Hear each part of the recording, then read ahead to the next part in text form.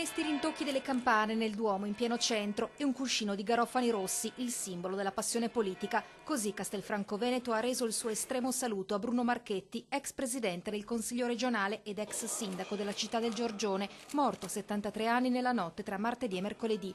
A lutto i gonfaloni della regione e del comune e attorno al feretro i fratelli e i nipoti, ma anche gli amministratori e i politici di oggi e di ieri. Vi porto il ricordo di un uomo dalla grande rettitudine morale, di una grande levatura politica.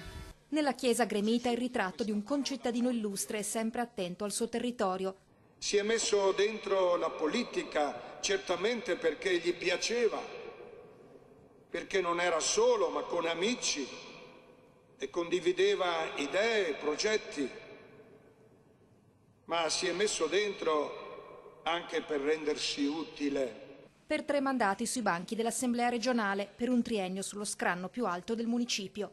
Ha dedicato tempo e cuore alla vita pubblica, ai problemi sociali, alla promozione del bene comune. Un uomo che sarà commemorato in un prossimo evento. La figura di Bruno Marchetti, per quello che ha dato e per quello che ci ha insegnato, merita sicuramente di organizzare qualche appuntamento, qualche avvenimento per far tesoro degli insegnamenti che ci ha lasciato.